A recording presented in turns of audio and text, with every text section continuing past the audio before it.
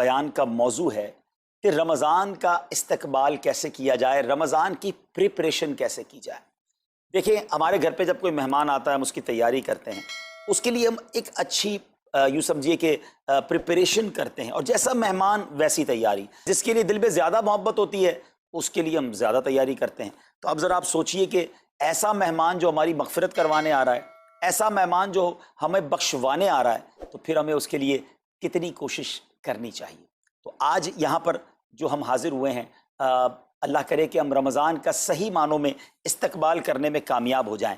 رمضان اللہ کا احسان ہے۔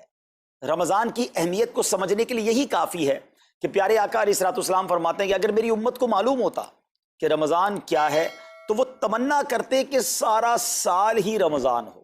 سبحان اللہ۔ مولا علی شیر خدا کرم اللہ تعالی وجہ الکریم کا یہ قول کتنا نرالا ہے۔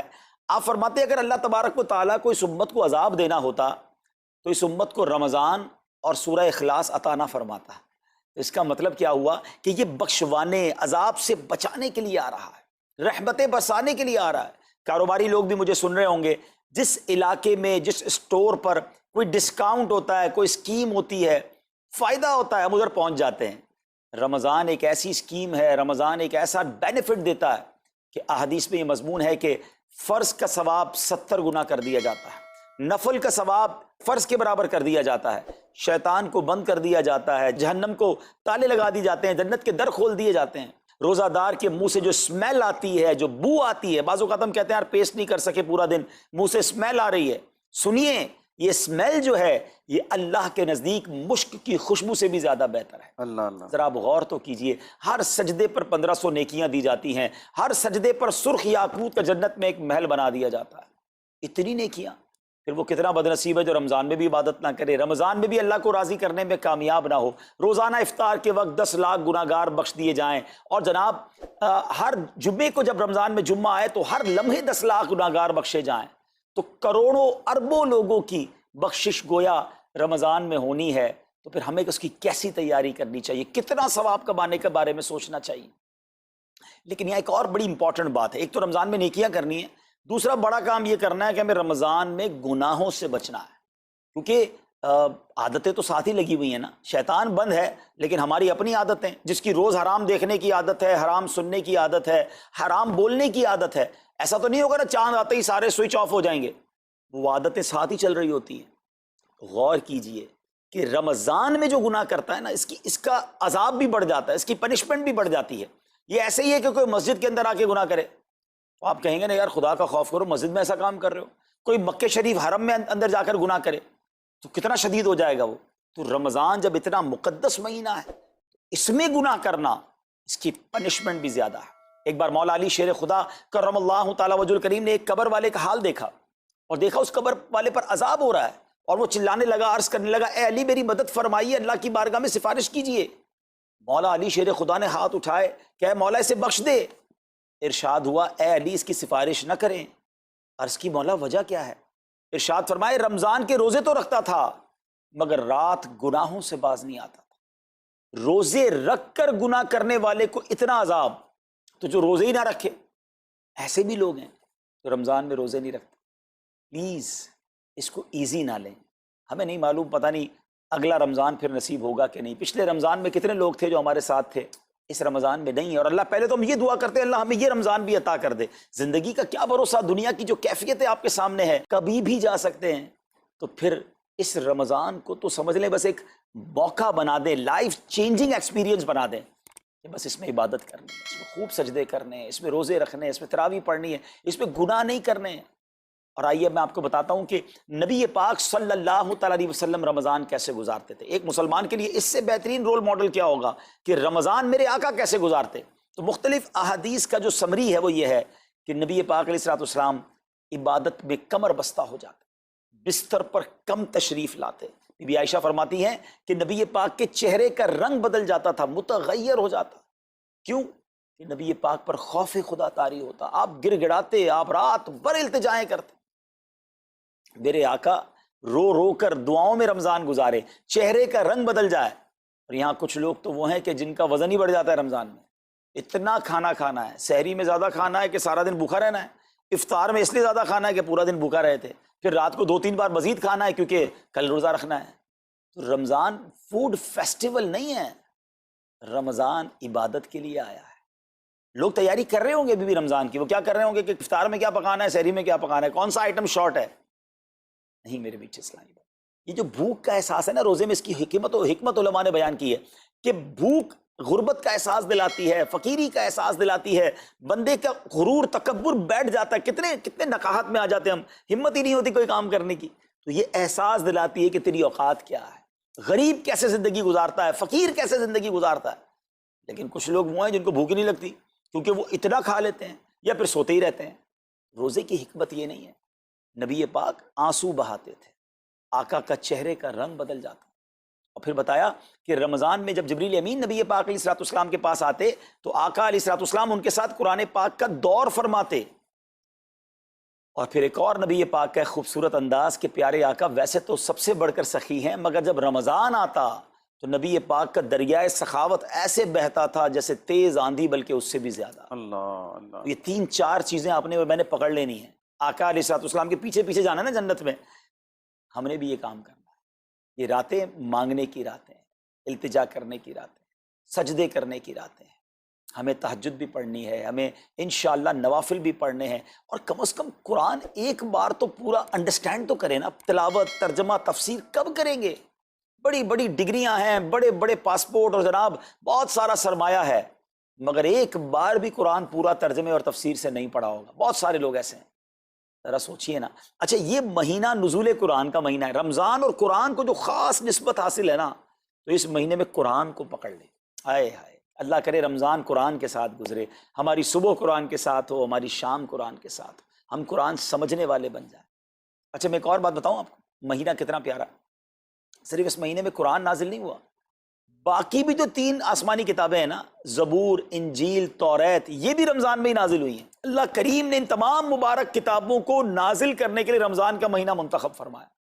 اتنا مبارک مہینہ ہے، تو ہمیں خوب اس میں تلاوت قرآن کرنی ہے۔ اور اب دعوت اسلامی نے کتنا آسان کر دیا، تفسیر قرآن عطا فرما دی صراط الجنان آسان اردو میں، اور پھر جناب اس کو اپلیکیشن پر بھی دے دیا، اس کے PDF بھی جاری کر دیے، ڈاؤن لوڈ کر لیں موبائل میں۔ اب تو آڈیو تفسیر قرآن بھی آپ کو دے دی۔ اگر پھر بھی سنیں نہ، پڑھیں نہ، قرآن سے دور رہیں تو یہ ٹھیک نہیں ہے۔ پلیز اس رمضان کو قرآن کے ساتھ گزاریے۔ اور پھر جو نبی پاک کا جو سخاوت والا انداز ہے نا، صدقہ و خیرات کرنا، ہر سائل کو عطا فرماتے، تو یہ بھی ہمارا ایٹیٹیوڈ ہونا چاہیے کہ خوب دل کھول کر خرچ کریں۔ سب سے پہلے اپنی پوری زکوٰۃ ادا کریں۔ یہ اتنی بڑی اب بدقسمتی ہوتی جا رہی ہے، ایسا فیل ہوتا ہے دنیا بھر کے تاجران اور لوگوں سے جب ہم ملتے ہیں کہ جس طرح رمضان کے علاوہ بہت تھوڑی تعداد میں مسلمان نماز پڑھتے ہیں نا 5 ٹائم، ایسا لگتا ہے اب زکوٰۃ بھی بہت کم لوگ ہی دیتے ہیں، پوری زکوٰۃ نہیں دیتے، اندازے سے نکال دی، کیلکولیشن کرتے نہیں ہیں۔ اور یہ بھی فیلنگز آتی ہیں کہ زکوٰۃ جتنی بڑھتی جاتی ہے نا، ہزاروں میں جس کی زکوٰۃ ہے وہ دے دیتا ہے، لاکھوں والا بھی شاید دے دیتا ہے، لیکن جب زکوٰۃ ہی کروڑوں میں پہنچ جاتی ہے نا، تو پھر یہ دل پر بھار پڑنا لگ جاتا ہے، ڈیفیکلٹ لگنا شروع ہو جاتی ہے۔ بندہ یہ کیوں نہیں سوچتا کہ اگر اللہ پاک نے مجھ پر لاکھوں میں زکوٰۃ ہے تو اللہ نے کروڑوں دیے تو لاکھوں میں زکوٰۃ ہے نا، اگر کروڑوں میں زکوٰۃ ہے تو اربوں ہیں تو کروڑوں میں زکوٰۃ ہے نا۔ زکوٰۃ کتنی ہے؟ ضروریات زندگی کی تمام چیزوں سے فارغ ہونے کے بعد جو مال تجارت، سونا چاندی، کیش یا پرائز بانڈ، یہ جو اس کی تفصیلات ہیں، اس پر 2.5% ہے۔ میں ایک اور لاجک سے آپ کو بات سمجھاؤں، اگر اس لاجک سے سمجھیں تو زکوٰۃ تو 1-1.5% بنتی ہے۔ وہ کیسے؟ ہم سب کے گھر نکل گئے، اس پہ زکوٰۃ نہیں ہے، ہماری گاڑیاں نکل گئیں، اس پہ زکوٰۃ نہیں ہے، جن کی فیکٹریاں ہیں وہ فیکٹریاں بھی مائنس کر دی گئیں، جن کی دکانیں ہیں وہ دکانیں بھی مائنس ہو گئیں۔ اچھا جناب اس کے علاوہ اگر کرائے پہ کچھ پراپرٹی دی ہوئی ہے اس پر زکوٰۃ نہیں ہے۔ اگر ان سب پر زکوٰۃ ہوتی، یعنی جو کچھ میرے پاس ہے ان سب پر ہوتی تو کتنی زیادہ ہو جاتی، اور اتنی ساری چیزیں نکل گئیں تو پھر تو اگر ٹوٹل پر لگائیں تو 1-1.5% ہی بنتا ہے۔ تو اب جب سب کچھ نکالنے کے بعد تھوڑے سے مال پر 2.5% ہے، اور بھی سال میں ایک بار ہے، تو اس کو بھاری نہ سمجھیں، یہ بربادی ہے جو زکوٰۃ نہیں دیتے۔ یاد رکھیے گا حدیث پاک کا مضمون ہے کہ یہ مال کا میل ہے، جس مال سے مل جائے اس مال کو بھی برباد کر دیتا ہے۔ بربادیاں آتی ہیں، بے سکونیاں آتی ہیں، بیماریاں آتی ہیں، اور آگے جو دے دیتا ہے سبحان اللہ، اس کے بارے میں حدیث پاک میں آتا ہے کہ اپنی زکوٰۃ دے کر اپنے مالوں کو مضبوط قلعوں میں قید کر لو، اپنے مال کو سیکیور کریں۔ لوگ کہتے ہیں انشورنس ہونی چاہیے، آگ نہ لگ جائے، چوری نہ ہو جائے، ڈوب نہ جائے۔ اللہ کے حبیب علیہ الصلوۃ والسلام فرماتے ہیں، جس کا مضمون ہے کہ جب بندہ اللہ کی راہ میں خرچ کرتا ہے نا تو وہ صدقہ بندے کے ہاتھ سے نکل کر اللہ کے دست قدرت میں چلا جاتا ہے، اور اللہ کریم تمہارے صدقوں کو پالتا ہے جس طرح تم اپنے جانور کے بچوں کو پالتے ہو۔ بچہ ہوتا ہے نا جانور کا، بڑا ہو جاتا ہے، فرمایا بندہ کھجور کا صدقہ دے گا، اللہ پہاڑ جتنا عطا فرمائے گا، اس دن بھی ملے گا اور ملٹیپلائی ہو کر ملے گا۔ اچھا، جو ادھر خرچ کیا ادھر کیا ملے گا؟ ادھر بھی نبی پاک علیہ الصلوۃ والسلام فرماتے ہیں، جس کا مضمون ہے میں قسم کھا کر کہتا ہوں، یعنی نبی پاک تو جو فرمائے حق ہے۔ اس حدیث میں تو آقا علیہ الصلوۃ والسلام قسم اٹھا رہے ہیں کہ میں قسم کھا کر کہتا ہوں کہ اللہ کی راہ میں خرچ کرنے سے مال کم نہیں ہوتا، نہ ادھر کم ہونا ہے اور ادھر بھی ملنا ہے، تو پھر تو سودا اب کتنا نفع والا ہے۔ اور یہ آپ چیک کر لیں، پوری دنیا میں جہاں مجھے سنا جا رہا ہے کہ جو لوگ پوری زکوٰۃ دیتے ہیں نا ان کا مال ملٹیپلائی ہوتا ہے، اگلے سال زیادہ زکوٰۃ دے رہے ہوتے ہیں۔ زیادہ زکوٰۃ کیسے ہو گئی؟ کیونکہ مال بھی بڑھ گیا، تو ادھر بھی بینیفٹ ہے ادھر بھی بینیفٹ ہے، نقصان کا سودا ہی نہیں ہے۔ پھر چاہتے ہو بلاؤں سے بچ جائیں تو روایتوں کا مضمون ہے کہ صدقہ بلا اور بندے کے بیچ میں آ جاتا ہے، بلا اترتی ہے صدقہ روک لیتا ہے، لڑائی کرتا ہے اس سے، اور بندے پر بلائیں اور پرابلمز اور ڈیفیکلٹیز آنے سے اسے روکتا ہے۔ تو اگر چاہتے ہیں کہ برائیوں کے دروازے بند رہیں، چاہتے ہیں کہ بری موت سے بچیں، چاہتے ہیں کہ رزق میں اضافہ ہو، چاہتے ہیں کہ بلاؤں سے بچیں، ادھر بھی مال میں اضافہ ہو ادھر بھی خزانے ملیں، تو اللہ کی راہ میں دل کھول کر خرچ کریں۔ اور یہ مہینہ it's the right month for generosity, یہ بہترین مہینہ ہے سخاوت کرنے کا، کیونکہ نبی پاک کا یہ انداز تھا کہ رمضان میں خوب سخاوت فرماتے۔ تو غریبوں کی مدد کریں، ایسی مدد کریں کہ چہروں پہ مسکراہٹیں آ جائیں، لوگوں کے دسترخوان اچھے ہو جائیں، ان کے گھروں میں بھی کچھ اچھے کھانے پہنچ جائیں۔ اور اس میں سب سے بہترین طریقہ یہ ہے کہ اپنے غریب رشتہ داروں کو آپ مدد کریں۔ اگر وہ مستحق ہے نا زکوٰۃ کے تو حق ہے کہ سب سے پہلے اپنے غریب رشتہ داروں کو دیں، پھر زکوٰۃ بچ جائے تو عاشقان رسول کی عظیم الشان بڑی تحریک دعوت اسلامی آپ کے سامنے ہے، جو دین متین کی خدمت کر رہی ہے۔ جامعۃ المدینہ ہیں، مدرسے ہیں، بچے اور بچیاں عالم بن رہے ہیں، عالمہ بن رہے ہیں، حافظ بن رہے ہیں، ناظرہ قرآن، اور ان سے کوئی فیس بھی نہیں لی جا رہی۔ ہزاروں بچے فری آف کاسٹ ہمارے پاس ایکوموڈیشن رکھے ہوئے ہیں، جن کو کھانا پینا رہنا دعوت اسلامی نے دینا ہے۔ آپ ذرا سوچئے یہ امت کی کتنی بڑی خدمت ہے کہ علماء دینا، حافظ قرآن، مسجدوں کے امام یہاں سے پروڈیوس ہوتے ہیں۔ اور پھر آگے چلیں تو دعوت اسلامی نے اسلامک میڈیم اسکول بنائے دارالمدینہ، پھر سال کی 600 کے قریب مسجد دعوت اسلامی بناتی ہے۔ میڈیا کے ذریعے جو بے حیائی پھیلائی جا رہی تھی، تو مدنی چینل اردو، پھر مدنی چینل انگلش، پھر مدنی چینل بنگلہ۔ اب بچے مذہبی پروگرام اتنا غور سے نہیں دیکھتے تھے، وہ اپنے بچوں کے آئٹمز دیکھنا چاہتے تھے، تو گناہوں بھرے کارٹونز اور پروگرام سے اور پوئمز سے چھڑانے کے لیے Islamic poems, Islamic cartoons, Islamic بچوں کے پروگرام، تاکہ بچے بھی جو ہے وہ الحمدللہ بچے رہیں۔ اور اب اس کی کیا زبردست پاپولیرٹی ہے کہ آپ کڈز مدنی چینل کے یوٹیوب چینل پہ جائیں، ہمارا ایک ایک کلپ 10 ملین 12 ملینز میں دیکھا جا رہا ہے۔ تو کون دیکھ رہا ہے؟ وہ بچے جو گناہوں بھرے کارٹونز دیکھتے تھے، اب الحمدللہ اللہ رسول کی باتیں وہاں سن رہے ہیں۔ پھر آگے چلیں تو دعوت اسلامی جناب یہ دینی کاموں کے ساتھ ساتھ جو ویلفیئر کے کام کر رہی ہے، غریب مسلمانوں کی امداد کا کام، زلزلے اور سیلاب زدگان کی ریسکیو کرنے کا کام، گونگے بہرے نابینا اور معذور افراد کی ریہیبلیٹیشن کا کام، تھیلیسیمیا کے مریضوں کو خون دینے کا کام، 26 لاکھ مسلمانوں کو دنیا بھر میں راشن کھانا پانی صرف اس ایک سال میں دعوت اسلامی نے پہنچایا۔ تو یہ کمال کی آرگنائزیشن ہے۔ دیکھیں آپ دنیا کی بہت ساری این جی اوز کو جانتے ہوں گے، کوئی مدرسے چلاتا ہے تو مدرسے ہی چلاتا ہے، کوئی مسجد بناتا ہے تو مسجد ہی بناتا ہے، کوئی کھانا کھلاتا ہے تو کھانا ہی کھلاتا ہے، کوئی جناب غریبوں کی مدد تو وہی کام، کوئی ہاسپٹل تو ہاسپٹل۔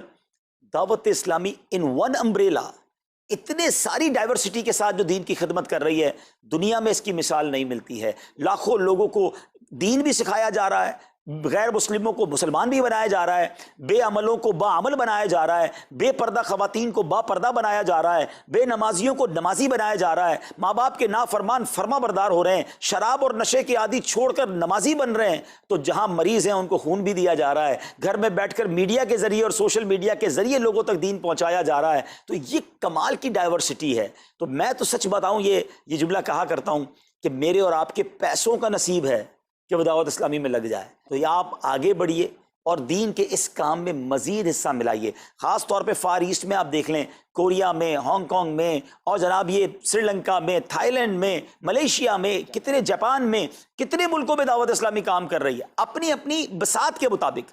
اور لیکن ابھی مزید ادارے بنانے، ہمیں ان ملکوں میں بھی بنانے، ان ملکوں میں بھی آگے بڑھنا ہے۔ تو اگر آپ بھی چاہتے ہیں کہ میرے آقا کے عشق کا پیغام، سنت رسول کا پیغام، مسلک اعلیٰ حضرت کا پیغام، نبی پاک کے دین کا پیغام پوری دنیا میں پھیلے، تو وی ہیو ٹو سپورٹ دعوت اسلامی، نہ صرف فائنینشلی، پریکٹیکلی بھی. ہمیں آپ بھی چاہیے، خود حصہ ملائیں نا. سیدنا عثمان غنی رضی اللہ تعالیٰ عنہ نے صرف مال نہیں دیا تھا، آپ پریکٹیکلی بھی نبی پاک کے ساتھ شریک ہوتے تھے نا. تو آپ اپنے عطیات بھی دیں، اور دنیا کے جن ملکوں میں آپ مجھے سن رہے ہیں وہ دعوت اسلامی والوں کے دست و بازو بنے. کمزوری کہاں نہیں ہوتی، ہاں ہمارے گھر میں کمزوری ہوتی ہے، ہم سب مل کر کام کریں گے تو کمزوریاں بھی دور ہوں گی اور ترقی آ جائے گی اور ہمیں اس کا ثواب بھی ملے گا. تو آج میں دنیا بھر میں جہاں مجھے دیکھ رہے ہیں، پلیز اچھی نیتیں کریں. اچھا ایک بات اور سن لیں، ہم بعض اوقات کیا سوچتے ہیں کہ یار ہمارے ملک کا خرچہ مثال کے طور پہ $20,000 ہے، وہ ہم لوگوں نے کر لیا، اب اور چندے کی کیا ضرورت ہے. دعوت اسلامی کسی ایک ملک کی نہیں ہے، انٹرنیشنل دعوت اسلامی کے لیے سوچیں. دنیا میں جہاں بھی دین کا کام ہو رہا ہے وہ میرا ہے. یہ میں اپنے ملک اور اپنی سٹی کے بارے میں سوچوں گا تو شاید میں بڑا کام نہ کر سکوں. آپ کو تو موقع مل رہا ہے انٹرنیشنلی مدنی کاموں میں اپنا حصہ ملائیں. تو دعوت اسلامی کو دل کھول کر سپورٹ کریں. ہم انشاءاللہ جتنے عطیات بڑھیں گے انشاءاللہ مزید مدنی کام بڑھانے کا ارادہ رکھتے ہیں. اللہ کریم اپنی بارگاہ میں ہم سب کا جمع ہونا قبول فرمائے اور دل کھول کر خرچ کرنا نصیب فرمائے، اور اس رمضان کو ہماری مغفرت کا ذریعہ بنا دے. اس رمضان کو نبی پاک علیہ الصلوۃ والسلام کے نقش قدم کے مطابق چل کر گزارنے کی توفیق عطا فرمائے. صلو علی الحبیب صلی اللہ تعالی علی محمد صلی اللہ علیہ وسلم.